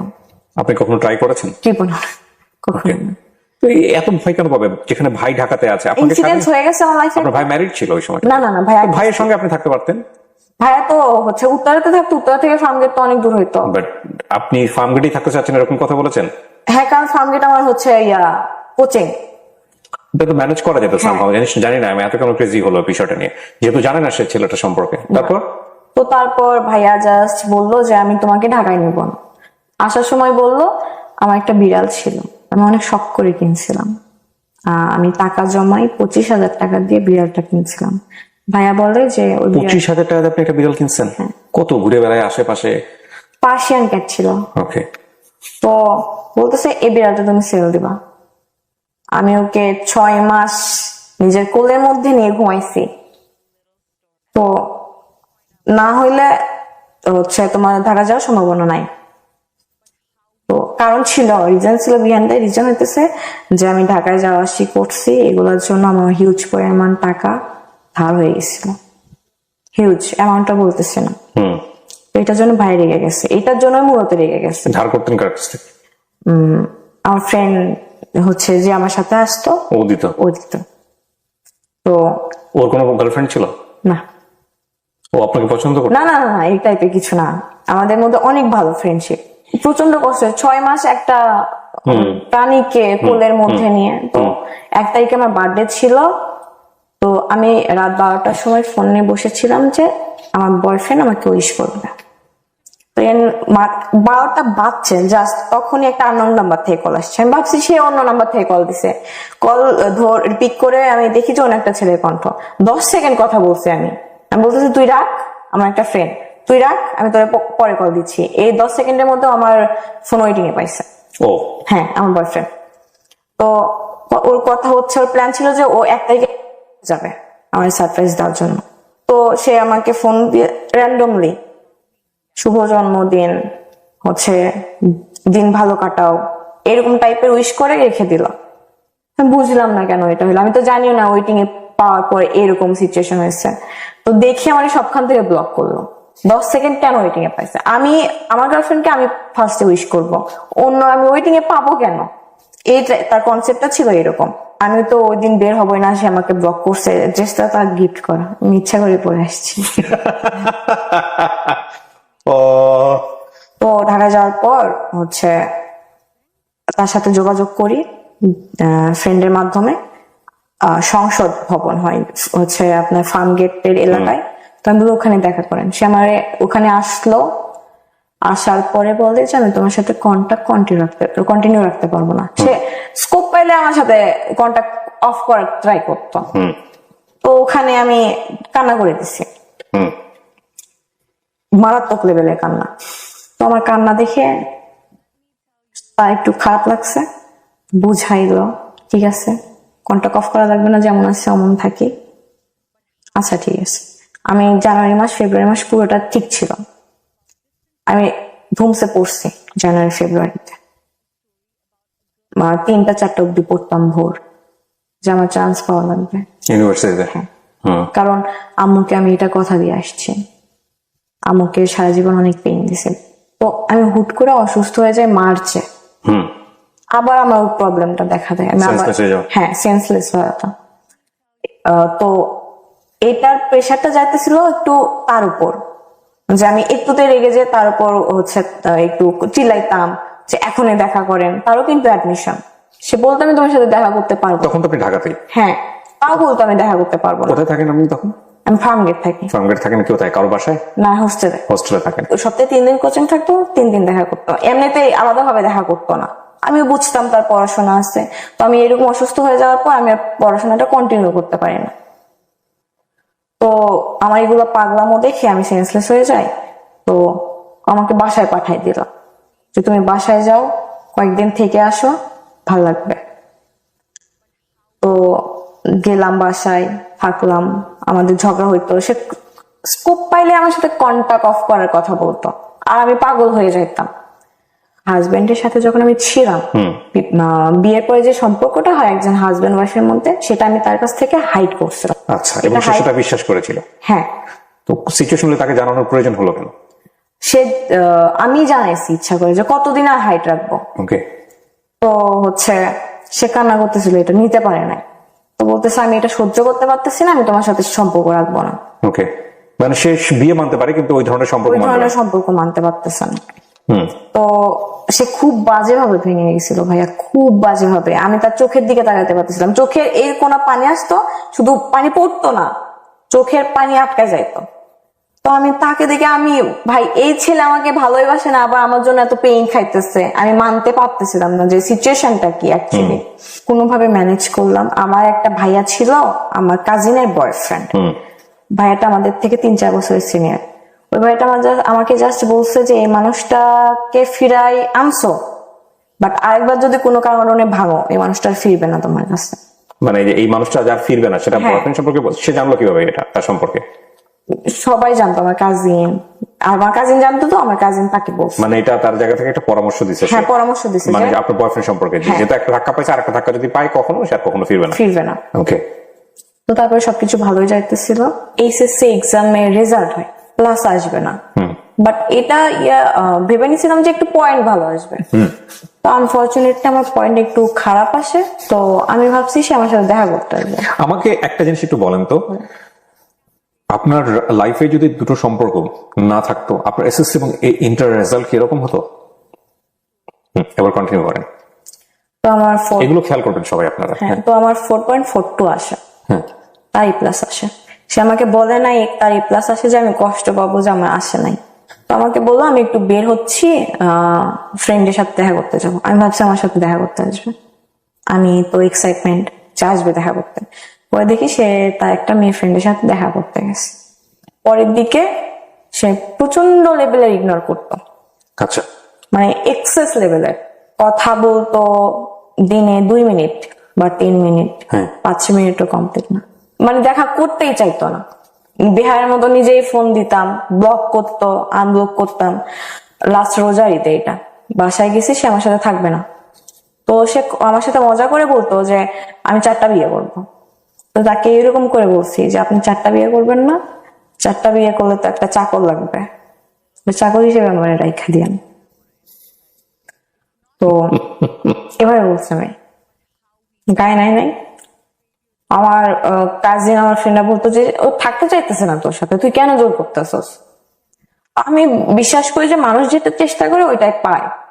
এইটা কনসেপ্টটা ছিল যে আমি আমি আমার এফোর্টটা যে এখান থেকে 200%, তার ওই পাশ থেকে তার এফোর্টটা 2%ও ছিল না, because of I have incidents, that's why. সে আমাকে বলতো যে আমি আমার ফ্রেন্ড সার্কেলকে তোমার পাস্টের কথা বলতে পারি না, আমার লজ্জা লাগে, আমি আমার ফ্যামিলির কিভাবে বলবো, আমি তো লজ্জায় মইরাই যাবো। তো সে আমাকে অ্যানাদার লেভেল ভাবতো যে আমি সমাজের মধ্যে পড়তাম না, আমার এই ইনসিডেন্ট হওয়ার কারণে আমি সমাজের বাইরে পড়ি। সে দেখা করবে না, কারণ আমি তাকে ব্ল্যাকমেল করতাম যে হচ্ছে আমি স্লিপিং পিল নিব, আমি নিজের ক্ষতি করব। দেখা করবে না, একদম আমার দেয়ালে পিঠ থেকে গেছিলাম। আমি হচ্ছে ডিসাইড করি যে আমি গলায় বা স্লিপিং নেব, এটা কোনোভাবে সে জেনে যায়। আমি ফেসবুক লাইভে আসছিলাম। Crazy you R. ফেসবুক লাইভে আসছিলেন আপনি? আমি নিতে পারতেছিলাম না পেইনটা লাস্ট 1 বছর ধরে। ওকে আপনাকে ব্লক করে দিয়েছিল সমস্ত জায়গা হ্যাঁ, থেকে? সব জায়গা থেকে। মানে আপনি ওর সাথে কমিউনিকেট করতে পারছেন? কমিউনিকেট করতে পারতেছিলাম না। তো মনে হচ্ছে লাইভে আসলেও দেখবে?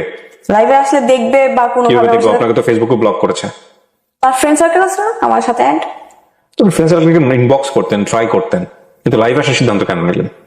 আমি ইনবক্স করে দেখছি ভাইয়া, সবাই বলে যে ও তোমারে চায় না, তুমি কেন তার পিছনে পাগল। সো লাইভে এসে কি চাচ্ছিলেন? যে স্ক্যান্ডাল হোক একটা? না, আমি এটা চাচ্ছিলাম না। আমি জাস্ট আমি যে পেইনটার মধ্যে আছি, আমার মধ্যে আছি, আমি আমার do you have that live still? No. কি করছেন আপনি লাইভে এসে? আমি বলছি যে আমি এই পেইনের মধ্যে আছি, একটা ছেলে ওকে সম্বোধন করে বলছেন? নাম উল্লেখ করে নাই। কি করছেন একটু বলেন তো, জাস্ট লাইভে গিয়ে আপনার কি মনে আছে? ওকে, আমি বলছি যে আমি একটা ছেলের সাথে লাস্ট 1 বছর ধরে রিলেশনশিপে আছি, সে আমাকে ধরতেছে ছাড়তেছে, ধরতেছে ছাড়তেছে, এরকম অবস্থা। আমি পেন নিতে পারতেছি না কোনোভাবেই। আমি পাগলের মধ্যে তাকে ভালোবাসি, সে বুঝে না। তো আমি এই স্টেপ নিতে বাধ্য হচ্ছি, তার কোনো দোষ নাই। আমি তাকে কেন, আমি কাউকে ব্লেম দিতেছি না। এইরকম ছোট একটা লাইফ করে আমি অফ চাই। সে আমার দরজায় এসে ধাক্কায়, বাসা দৌড়াতে দৌড়াতে আসছে 10 নম্বর থেকে। মিরপুর 10 থেকে? হ্যাঁ। আপনি তখন মেসে থাকেন? না, বাসায়। কার আমি বাসায়? তার জন্যই কার বাসায় থাকেন? আমার বাসায়, আমি বাসা নিচ্ছি। আলাদা করে বাসা নিয়েছিলেন? তো আমি তার জন্যই অ্যাকচুয়ালি আশেপাশে বাসা নেই মিরপুরে এই আসি। গল্পটা শুনে আমি জানি এতক্ষণে আপনারা ওকে জাজ করা শুরু করেছেন, যদিও আমি কথাটা বলছি তারপরেও যেটা কমে যাবে বিষয়টা এরকম না। আমি জানি যে আমি প্রথমে যে ওকে যে প্রশ্নটা দিয়ে করেছি আমি সেটা জানি এটা হবে। অনেকে ওকে ট্রল করবেন, অনেকে ওকে বাজে মন্তব্য করবেন, অনেকেই গালিগালাজ করবেন, অনেকেই অনেক ধরনের মন্তব্য এখানে করবেন, সেটা আমি জানি। তারপর আমি বলাটা নৈতিক দায়িত্ব, এই জন্যই বলছি ওকে জাজ করেন না। ও যেটা ফেস করেছে লাইফে সেটা থেকে একটা মোরাল লেসন আজকে অনেক মানুষকে বলবে, যেটা হয়তো ওর মতো যারা আছে, ওর বয়স রাইট নাও 20, অনেক মেয়ে হয়তো ওর গল্পটা শুনে ওর মতো ভুল থেকে বেঁচে যাবে আজকে। সো ওকে জাজ করেন না। ওকে জাজ করার আগে সবাই নিজের দিকে একটু আঙ্গুলটা তুলেন। আপনারা আপনাদের, বা ইনক্লুডিং মি, আমরা আমাদের জীবনে কতটা ভুল করি। সো গল্পটা প্রচারের উদ্দেশ্য এটাই যে ও যে ইনসিডেন্টের কথা এখানে বলছে, সেই ইনসিডেন্টটা ইদানিং আমাদের সমাজে অনেক বেশি অহরহ হচ্ছে। কেউ হয়তো বলে, কেউ হয়তো বলে না, কিন্তু আমরা চাই না যে কারো জীবনে এই ঘটনাগুলো ঘটুক। সে কারণেই মূলত আমরা এই গল্পটা প্রচার করছি বা শিখবো, কিন্তু কোনোভাবে ওকে আমরা জাজ করব না। তো আপনি আলাদা একটা বাসা নিয়েছেন, এই বাসা আপনি একা থাকতেন, সাবলেটে থাকতেন, ও আসতো এই বাসায়? আচ্ছা, তো জানতো আপনি বাসায় আছেন? হ্যাঁ, বাসা নিচে আসতো মাঝে মধ্যে, আমার পিক করে ঘুরতে যাইতাম। Okay fine. সো এসে দরজায় নক করে ডিরেক্টলি নিচে দারোয়ানকে নক করছে, যে 5 তলায় থাকে, জানতো আমি 5 তলায় থাকি, নিয়ে উপরে উঠছে। তো দরজা লক করার অনেক ধাক্কাধাক্কি করতেছিল। আমি স্টিল তখন ঠিক ছিলাম, আমি বাধ্য হয়ে দরজা খুলতে বাধ্য হয়েছি। সে আমাকে ধুইকায় ঠাস করে, যত জোরে শক্তি ছিল আমার মারে। তারপর আমি সেদিন তার চোখে মুখে ভয় দেখতে পাইছি। খুব স্বাভাবিক এটা। এবং আপনি কি এর আগ পর্যন্ত জানতেন যে ভয় দিয়ে কখনো ভালোবাসা হয় না? না, আমি এটা অনেক কিছু শেখার আছে আজকের এই গল্পে। Please listen this story very carefully. হ্যাঁ, আমার এটা উদ্দেশ্য ছিল যেভাবে হোক তাকে আমি পাইতে হবে, এরকম একটা উদ্দেশ্য ছিল। তো সে হচ্ছে হাঁপাইতেছে লিটারালি, আসার পরে আপনি সাবলেটে থাকতেন না, লোকজনগুলো কোথায় ছিল যখন? তারপর আপনি আপু হচ্ছে আমি যে আপুর কাছে সাবলেটে থাকি, ওই আপু জব করে, তো বাসায় ছিল না। সকালে যাইতো, রাত 10টার পর আসতো, বা অনেক সময় আসতো যে বাসায় আসতো না। আমার মাথা ঘুরতেছিল, যত জোরে শক্তি ছিল দিছে, এটা বাড়ির মালিক অব্দি চলে গেল। ওখানে চিল্লাচিল্লি হচ্ছিল? হ্যাঁ, তারা যখন দরজা ধাক্কা ছিল, উপরে ফ্ল্যাটে, নিচে ফ্ল্যাটে লোকজন জমা হয়েছিল। সামথিং ইজ হ্যাপেনিং দেয়ার। হ্যাঁ, তো ওখানে একটা হ্যাসেল হয়। হ্যাসেল হওয়ার কারণে পরে সিদ্ধান্ত নেয় যে আমাকে বাসায় রাখবে না, কারণ বাসা থেকে বের করে দিবে। হ্যাঁ, আমার যদি কিছু হয়ে যায় ব্লেমটা মালিকের কাছে, বা হ্যাঁ ডেফিনেটলি। তো আমি কোনোভাবে ম্যানেজ করি। এগুলো কি বুঝতেছিলেন আপনি লাইফটা করার আগে, নাকি বুঝতেছিলেন না, নাকি মাথায় আসতেছিল না? আউট অফ কন্ট্রোল ছিলাম। আমি বললাম না, ছোটবেলা থেকে একটা সমস্যা আছে, আমি রাগ উঠলে কখন কি করি না করি আমার এটা আমি সেন্সে থাকি না। তো তারপরে যাই হোক, তাকে আমি বাসায় পাঠাই দিলাম, যে সে এখানে থাকলে সে প্রবলেম ফেস করবে।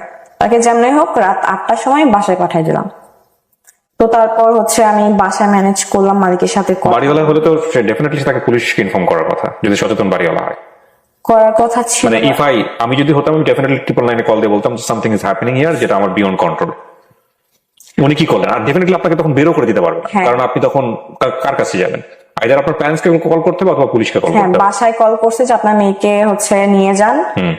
আচ্ছা, নিয়ে যাওয়ার দরকার নাই, আজকেও বাসায় যাক, ফার্নিচার গুলো এখানে থাক, পরে এসে আপনি ফার্নিচার গুলো নিয়ে যান। আমি বাড়িওয়ালার আন্টি ছিল, অনেক ভালো ছিল, লিটারালি আমাকে দেখে কান্না করে দিচ্ছে যে তুমি তো আমার মেয়ের বয়সে, তুমি এত বড় ভুল কেন করবা, স্টেপ কেন নেবা? তো আন্টিকে আমি বুঝাইলাম, সরি বললাম, ওইদিকে ম্যানেজ হয়ে গেল। তো আমি আমার যে সাবজেক্টে থাকে ওই আপু, তখন লাইফটার কি অবস্থা চলতেছে? না, ওটা সাথে সাথে সে এসে আমার ফোন নিয়ে ডিলিট করে দিচ্ছে। তার মাথায় এটা ছিল লাইভটা থাকা যাবে না ফোনে। ডিলিট করার পর ওটা ছিল না। 20 জন কি 25 জনের মতো দেখছে, বেশি দেখে নাই। এটা তো আসলে থাকলে ভাইরাল হয়ে যেত। হ্যাঁ, ভাইরাল হয়ে যেত, আই নো। তো তারপর হচ্ছে আমি 9:30টার সময় তার বাসার নিচে যে কল দিই, ফোন অফ করে রাখছে। তো নিচে থেকে আমি একটা খেলতেছিল বাচ্চা বলতে 6-7 পরে, আমি বললাম যে হচ্ছে 5th ফ্লোরে যে বাসা নাম্বারটা আমার জানা আছে, ওখানে যে কলিং বেল দিবা, বলবা যে নামে কে নিচে ডাকতেছে। 5 মিনিট পর আসলো, আমি পাঠাই দিয়েছি। বলতেছে তুমি আমার বাসায় লোক পাঠাইছো কেন? আমি বলছি আপনি ফোন অফ রাখছেন কেন? আমি তো যাইতে পারতেছি না, কারণ আপনার বাসায় হচ্ছে ফ্যামিলি আছে, এই জন্য তো আমি যাইতে পারতেছি না। তো তখন আমাকে বলে আমার ভাইয়া বাইক অ্যাক্সিডেন্ট করছে, মিথ্যা কথা বলে। বাইক অ্যাক্সিডেন্ট করছে, আমার বাসায় থাকা লাগবে। ওর বাসায় কি চেনা গেছে 10 দিনে যে আপনার সঙ্গে সম্পর্ক আছে? না, কালকে নিয়ে তোমাকে পুরো ঢাকা শহর ঘুরবো, সিম্প্যাথি দিয়ে সুন্দর করে বুঝাই। আমি বাসায় চলে যাই, সে বাসায় চলে যায়। রাতে আর কল দেয় না, বলে ভাই অ্যাক্সিডেন্ট করছে, আমার ভাইয়ের কাছে থাকা লাগতেছে, আমি আজকে তোমার কল দিব না, কালকে সকালে কল দিব। আমি আর বুঝতেছি না সেই রাতে সে তার গ্রামের বাড়িতে চলে যাইতেছে, আমি এটা জানি না। তো আমি বললাম আচ্ছা ঘুমান, আমি সারা রাত ঘুমাই নাই। তারপর সকালে 7টার সময় মনে হয় ঘুমাইছি, 11টার সময় উঠছি। আপনার বাড়ি থেকে লোক আসে নাই পরের দিন থেকে? আসতে চাইছিল, আমি আটকাইছি। আম্মু আসতে চাইছিল, আব্বু অসুস্থ ছিল, আব্বু হচ্ছে ভাইয়া কিছু জানে না? না, ভাইয়া জানে না। তো তারপর হচ্ছে সে চলে গেছে। আমি পরের দিন বিকেলের দিকে তাকে কল দিই যে আপনার তো আজকে আমার সাথে বের হওয়ার কথা ছিল। বলতেছে আমি তার নানু বাসা হচ্ছে আপনার নোয়াখালী, দাদু বাসা নোয়াখালী, নানু বাসা আর ভোলা, দুই জায়গায় থাকা হয় তাদের। নোয়াখালী গেছে। আমি বললাম নোয়াখালী গেছেন মানে? আজকে আপনার হচ্ছে আমাকে নিয়ে বের হওয়ার কথা ছিল। বলতেছে বেশি কথা বলবো না, ব্লক খাবা। আবার হ্যাঁ, বিষয়টা আপনারা হয়তো অনেকেই রিলেট করতেছেন, তারপরেও বলি আপনারা, কারণ গল্পটা এই পার্টটা অনেক বড়। ওর লাইফের আরেকটা পার্টে যেটা, একটা ছেলেও কিন্তু ওর জন্য ওরকম ক্রেজি ছিল, যে ওর ফার্স্ট হাজবেন্ড ছিল। হ্যাঁ, ফার্স্ট হাজবেন্ড মানে কি, হাজবেন্ডই ছিল আলটিমেটলি। পরে তার হাজবেন্ড কি হয়েছে কিনা আমি জানি না এখন পর্যন্ত। তো এরপরে যে রিভার্সটা করছে, ও ক্রেজি হয়েছে কারোর জন্য, এটা একটু খেয়াল করেন। মানে ওর লাইফে ওর জন্য কেউ ক্রেজি ছিল এই লেভেলের একটা সময়, এবং সেটা সে বুঝে ওর দিকে যে কোনো ভাবেই হোক ডিভিশন দিয়ে ওকে অ্যাচিভ করার চেষ্টা করতেছে। তো তারপর হচ্ছে ব্লক খাওয়া। তো বলতেছে আমি এখন সামনে আমার গুচ্ছ এক্সাম, আমি একটু ঘুমাইতে আসছি এখানে, তুমি আমাকে ঘুমাইতে দাও না। এদিকে আমি কত রাত ঘুমাই নাই, তার তো কোনো আইডিয়া নাই। তো আমি একটু শান্তি মতো ঘুমাইতে আসছি, আমার সামনে গুচ্ছ এক্সাম, তুমি আমাকে ডিস্টার্ব করবো না। গুচ্ছ এক্সাম? গুচ্ছ কি জিনিস এটা? Varsity exam. গুচ্ছ বলতে এখানে 24টা ভার্সিটি আছে। ও ওকে, এটা আমার সাথে আমি পরিচিত না, রিসেন্টলি বোধহয় হয়েছে। হ্যাঁ, এটা বলে সে আমার ব্লক করে দিল সব জায়গা থেকে। আমি 8 ঘন্টার মধ্যে এত ব্লক করতে কারণ কারণ আপনি খুব পোক করতে থাকে, জান কি করতেছো, জান কোন জায়গায়, জান এইটা, না, জান এটা বাথরুমে কিনা, কখনোই না। আমি তাহলে ব্লক কেন করতে পারবো? কখনো তার থেকে কৈফিয়ত চাই নাই। ওই বাইরে, আচ্ছা ঠিক আছে বাসায় যাও, একটু কল দিয়ে। কখনো মানে- জানতে চাই না যে বাইরে কি করো তুমি। বাট সময় চাইতো। হ্যাঁ, সময় চাইতাম। তো ব্লক করলো, আমি 8 ঘন্টার মধ্যে ডিসিশন নিলাম আমি নোয়াখালী যাব। আমি অসুস্থ, 2 দিন হচ্ছে আমি খাই নাই, 2 দিন হচ্ছে ঝামেলা চলতেছে তার সাথে, আমি 2 দিন খাই নাই। আমি খাইছি আপনার কোক আছে না, কোকের উপর আছে, আমি শুধু কোক খাইতেছি। তো আমি একটা সিএনজি রিজার্ভ করলাম, আপনার ইয়াতে চলে গেলাম সায়দাবাদ। এত পরিমাণ তাকে ভালোবাসি যে আমি নিজের পাশে কখনো কাউরে কল্পনা করতাম যে না, বাসে তো সিট 2টা না, আমার পাশে কেউ বসবে এটা আমি মানতে পারতাম না। আমি 2টা সিটই বুক করে নিতাম। তো আমার কাছে টাকা ছিল না, তো আমি আম্মুকে ফোন করে বললাম যে আম্মু আমার সাইকিয়াট্রিস্ট দেখানোর কথা ছিল। ফ্যামিলি থেকে সাইকিয়াট্রিস্ট দেখানোর কথা হচ্ছে। হ্যাঁ, আমার এগুলো ক্রেজিনেস দেখে আমাকে বললাম আমি ডক্টর দেখাবো, আমাকে টাকা পাঠান। So আপনি রাজিও ছিলেন? হ্যাঁ, কারণ এটা আমার দরকার। আপনি বুঝতেছিলেন যে এগুলো আপনার প্রবলেম হচ্ছে, হ্যাঁ। এবং আপনি 8-10 জনের মতো না। না, আমি ডিফারেন্ট, এটা আমি বুঝতেছিলাম যে আমাকে প্রবলেম করতেছে, এখান থেকে আমাকে হচ্ছে মুভ অন করা লাগবে। এটার জন্য ডক্টরকেও যদি দেখানো হয় আমি দেখাবো। তো আমাকে বললাম আমি ডক্টর দেখাবো, আমাকে টাকা পাঠান। মিথ্যা কথা বলছি। এই টাকা দিয়ে আপনি নোয়াখালী যাবেন? হ্যাঁ, আমাকে 5,000 টাকা পাঠাইছে। আমি টাকা গেছি, সারা রাস্তা আমি তার সাথে কন্ট্যাক্ট করার চেষ্টা করতেছি, পারতেছি না। নোয়াখালীর অ্যাড্রেসটা জানতেন? জানি না কোথায় থাকে, আমি শুধু জানি নোয়াখালী সদরের আশেপাশে থাকে। আমি ওখানে গিয়ে কি করবেন, মাইকিং করবেন? এই মধ্যে যদি আমি তার সাথে কন্ট্যাক্ট করার চেষ্টা করি, সে তো অবশ্যই যদি জানে যে আমি নোয়াখালী যাইতেছি, তার তো অবশ্যই এটা না যে নোয়াখালী আসতেছে, অন্তত দেখা করবো আমি। জানাবেন কি তার ফ্রেন্ডদেরকে? হ্যাঁ, ফ্রেন্ডদের মাধ্যমে। তো আমি তার একটা ফ্রেন্ডকে ফোন দিলাম, তো ব্যস্ত বলতেছে। আমি মনে করলাম ব্লক করে দিছে ওর ফ্রেন্ড আমাকে। তো আমার সামনে সিটে একটা আন্টি বসছিল, আন্টির কাছ থেকে ফোন নিলাম আমি যে আন্টি একটু কথা বলবো, আমার ফোনে টাকা নাই। তো ওইখান থেকে তার ফ্রেন্ডকে একটা ফোন করলাম যে ভাই আপনি কি আমাকে নাম্বারে ফেসবুকে ব্লক করছেন? বলতেছে হ্যাঁ। কেন করছেন? বলতেছে যে ফোন দিয়ে বলছে যে আমার সাথে যদি কোনো কন্টাক্ট রাখিস তাহলে তোর সাথে আমি ফ্রেন্ডশিপ রাখবো না। তো আমাকে বাধ্য হয়ে করা লাগছে। বলতেছে যে আপু কিছু মনে করেন না। তারপরে আমাকে অনেকগুলো কথা শোনালো যে হ্যাঁ তুমি ওর জন্য পাগল, ও তো থাকতে চাইতেছে না, ওকে ছাড়ো। তারপরে আমি হচ্ছে আমার একটা ফ্রেন্ডকে কল দিলাম যে আমি তোর নাম্বার দিতেছি, কন্টাক্ট কর। তো সে সাথে কন্টাক্ট করতে পারছে। তো বলতেছে ভাইয়া হচ্ছে রাফিয়া তো অন দা ওয়ে, হচ্ছে নোয়াখালী যাইতেছে, কুমিল্লায় আছি আমি তখন। তো বলতেছে ও মরে গেল, আমি রাস্তায় পড়ে থাকলে আমি ওর সাথে দেখা করবো না, ওর লাশের দিকে আমি ফিরেও তাকাবো না, এইভাবে বলছে। তো বলতেছে যেখানে আছে সেখান থেকে ঢাকা ব্যাক করতে পারো। তো আমার সেন্সে ছিল যে আমার লাভ নাই। বাট রাত 9:30 কি 10টা বেজে গেছিল। ওই হাইওয়েতে নামলে আশপাশ কোনো বাড়ি ঘর নাই, আমি ওখানে যদি নামি আমি বিপদে পড়ে যাব। আমি চেষ্টা করতেছিলাম যে আমি ঢাকার দিকে ব্যাক করার, তো পারতেছিলাম না। তো তারপরে হেল্পার কন্ট্রাক্টর ছিল বাসে, বললাম যে আমাকে একটু হচ্ছে কোনো বাস স্ট্যান্ডে নামাই দিয়েন, বা যেখান থেকে আমি ঢাকাতে ব্যাক করতে পারবো। রাত বাজে তখন 11:30। আমাকে একটা বাস স্ট্যান্ডে নামাই দিছিল নোয়াখালীতে ঢুকতেই, চাটখিল জায়গাটার নাম। আমি অন্য একটা ফ্লেক্সি লোডের দোকান থেকে ফোন নিয়ে কল দিই, এর নাম্বার ঢোকে না, আম্মুর নাম্বার ছিল আমার কাছে, ওর আম্মুর নাম্বারে কল দিছি, ওর আব্বু ধরছে। আমি পরিচয় দিছি আমি তার ফ্রেন্ড, আমি নোয়াখালী আসছি একটা কাজে, ফোন পাচ্ছি না, কে দিছে। তারপর বলতেছি আমি তোর আম্মুরে কল দিতেছি, সেটা বললাম। আমার আম্মুরে কল দিয়ে যাতা বলছে, মাকে ফোন দিয়ে যাতা বলছে। তারপর আমি বলতেছি আপনি যা ইচ্ছা করেন আমারে কল দেন, এখন আমার নাম্বার যেহেতু আপনি ব্লক করছেন আমি আপনাকে কল দিতে পারতেছি না। আমি এখন রাগ বাদ দেন, আমি একটা মেয়ে হয়ে আপনার কাছে হেল্প চাইতেছি, আমি একটা মেয়ে হয়ে আপনার কাছে সাহায্য চাইতেছি। রাত 12টা বাজে, এখানে আশপাশ সব দোকান বন্ধ, আপনি আমাকে হেল্প করেন। বলতেছে তুই মর,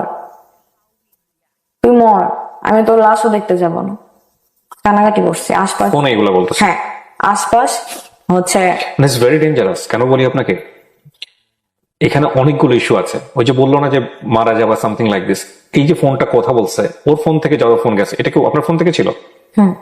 আপনার ফোন থেকে ওর সাথে কথা বলতেছিলাম তখন নাকি অন্য কারো? অন্য কারো ফোন থেকে। মানে এটা যদি কখনো নিজের ফোন থেকে বলে বা ওর ফোনে যার আছে সেটা যদি ট্র্যাক আউট করা যায়, তাহলে এটা মানে কি সম্পর্ক, কেন মেয়েটা মারা গেছে বা কি হয়েছে যদি চায়, এটা বের করা কোনো ব্যাপারই না বাংলাদেশ পুলিশের জন্য।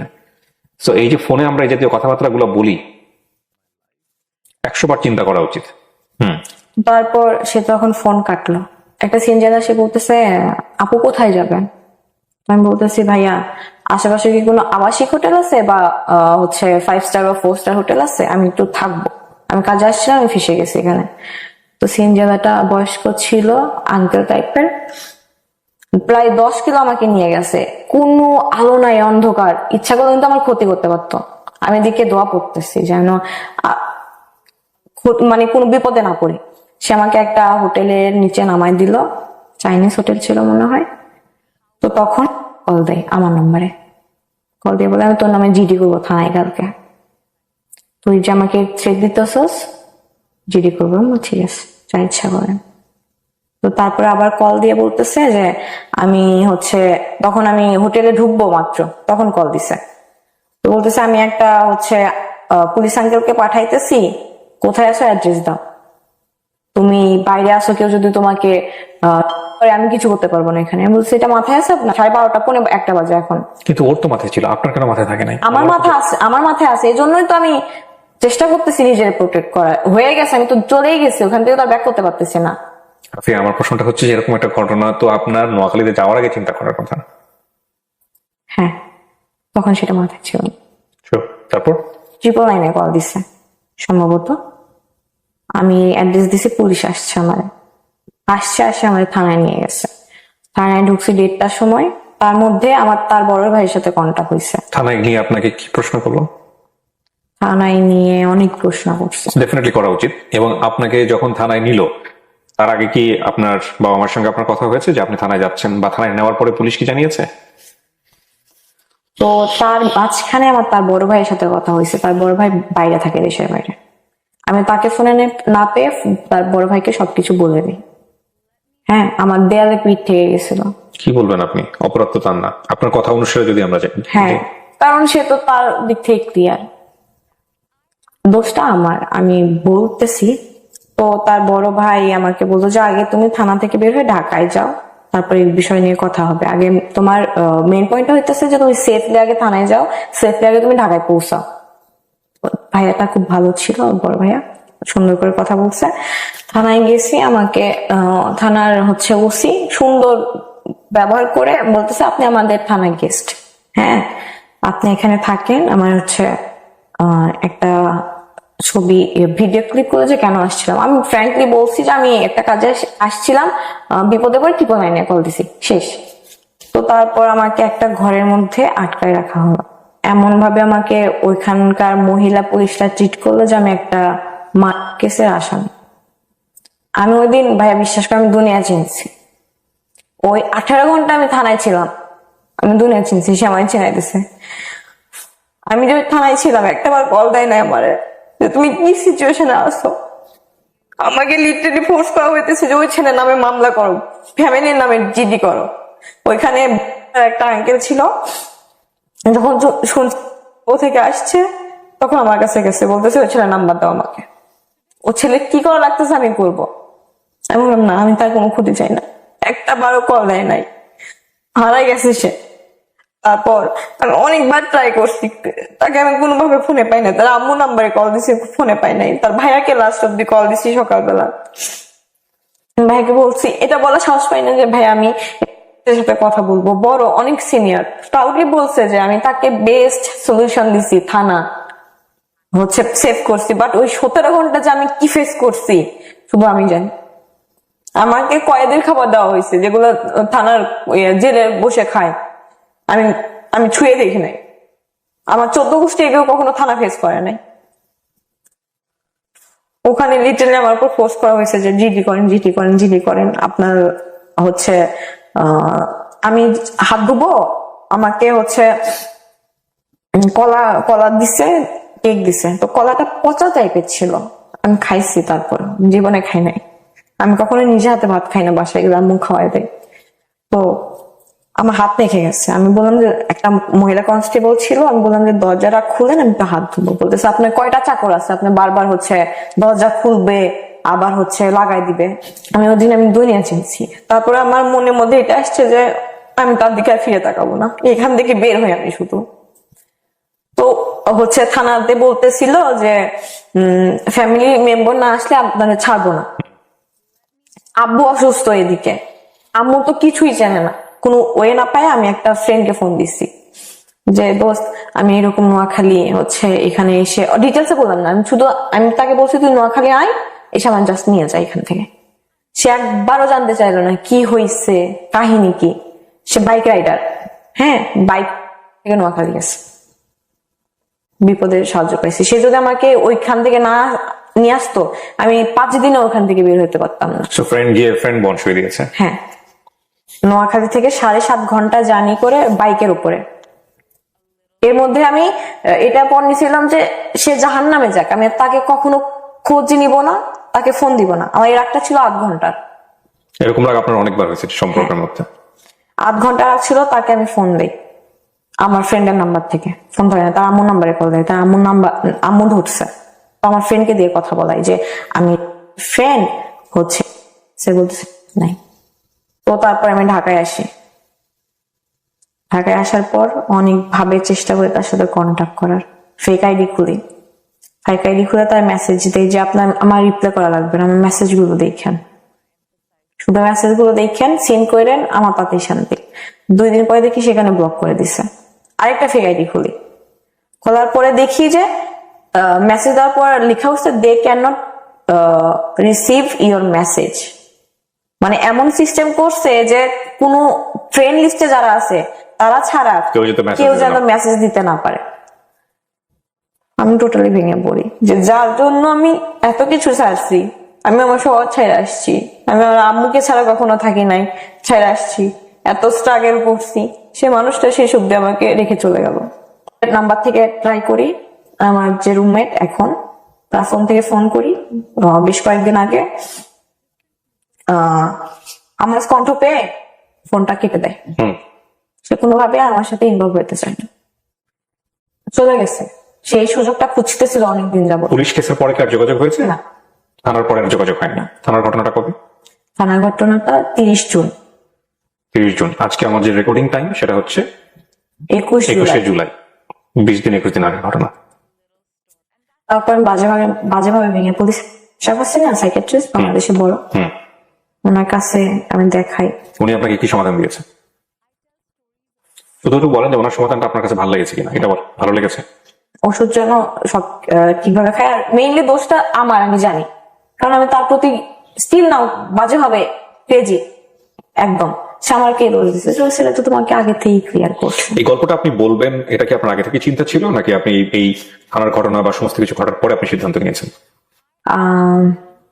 আমি আমার লাইফের গল্প, যেটা আমার ম্যারিড লাইফ, এটা আমি শেয়ার করতে চাইতাম, বাট এত কিছু হয়ে যাবে আমার এই 20 দিনের মধ্যে, জানতাম না। তারপরে হচ্ছে আমি আপনার পেজে যে আপনাকে ছোট একটা মেসেজ দিয়ে রাখি, 5-6 লাইনের। রাইট, আমি ফোন নাম্বার ছিল ওখানে, হ্যাঁ, আমি সেটা স্ক্রিনশট মহিউদ্দিনকে পাঠিয়েছিলাম। হ্যাঁ, আমি বলি, তারপরে সে আমার সাথে এসে শেয়ার করছে স্যার এই হচ্ছে স্টোরি। মুসলেস আগে আনুক, আমি কথা বলি দেখি তারপরে কি অবস্থা। সেই কথা বলাটাই এটা। আমার কথা বলাটা এরকম না যে আমি আপনার সঙ্গে বাইরে কথা বলবো তারপর হচ্ছে আমার কথা বলে মনে হচ্ছে সব অন স্ক্রিন। সো ডেফিনেটলি আমি এখানে যতটুকু নিয়ে অতটুকু আমি প্রচার করবো না, আমি হয়তো প্রেসাইজলি করবো, বাট এটা। সো আপনি যেখানে আসলে এটা আপনার বাবা মতো জানে, কোন প্রশ্ন কেন বললেন গল্পটা? নিজেকে সান্ত্বনা দেওয়ার জন্য, মোট কথা এটা। আমি বলে আমি শান্তি পাইছি, এটাই আমার অনেক। ঠিক আছে, বাট শেখার মতো কি আছে? আপনি কি শিখেছেন? আমি শিখছি যে কাউকে লাইফে অন্ধবিশ্বাস করতে নাই, প্লাস লাইফ কারোর জন্য কখনো থেমে থাকে না। আপনি শিখেন নাই? আমি শিখছি ভাইয়া, এই 20 দিনে আমি অনেক কিছু ফেস করছি। আপনি শিখে যদি থাকেন তো আলহামদুলিল্লাহ, বাট টাইমটা মাত্র 20 দিন, এই জন্য আমি কথাটা বললাম যে আপনি শিখেন নাই। তবে এটা ঠিক যে শিখলে সবচেয়ে বেস্ট লেসনটাই আপনি শিখছেন। দেখেন, আমি মোটেও আপনাকে সাজেশন দেওয়ার মতো কেউ না, কিন্তু পুরো গল্পটা শুনে মানে এমন না যে সাজেশন দেন এটা একটা বিশেষ ক্ষমতা সম্পন্ন ব্যাপার, সো ওইটা আমার মধ্যে নাই। বাট আমি যে কথাগুলো বলবো এটা 8-10টা মানুষ তাই বলবে, সেই জায়গা থেকে আমি 2-1টা জিনিস জাস্ট বলতে পারি। একটা হচ্ছে যে কোনো ক্রেজিনেস, ওয়ান সাইডেড ক্রেজিনেস, এটা রেজাল্ট ভালো না। আপনার লাইফে একটা মানুষ ছিল যিনি আপনার সাবেক হাজবেন্ড। আমি জাস্ট একটা কথা বলতে চাই ভাইয়া, আমি রিভেঞ্জ অফ নেচারকে বিশ্বাস করতাম না, এখন করি। এটা বোঝাতে চাচ্ছেন যে আপনি তার সাথে যে আচরণটা করেছেন সেটাই আপনি রিপিট পেয়েছেন আপনার লাইফে, রাইট? সেটা এক ধরনের যদি আত্মগ্লানি থাকতো ভালো। কোনো পরামর্শ দিতে চান যারা আপনার মতো এজে আছে, এই এসএসসি ইন্টার পড়ুয়া টিনেজার ছেলে মেয়ে যারা আছে? আমি এতটুকুই বলতে চাই যে লাইফে আজ যা কিছু হোক জোর করে কোনো কিছু করা যায় না ভাইয়া। জোর করে আজ যাই হোক একটা সম্পর্ক কখনো টিকানো যায় না, একটা সম্পর্ক বিল্ড আপ করা যায় না। যে ছেলেটার কথা আপনি বারবার বলেছেন আজকের অনুষ্ঠানে, যদি কালকে আপনার সামনে আসে আপনি তো কালকেই বলে যাবেন। জীবনেও না, আমি স্ট্রং হয়ে গেছি, এনাফ স্ট্রং। আমি তাকে স্টিল ভালোবাসি, ভালোবাসাটা ভালোবাসার জায়গায়। সে আমার কাছে আসলে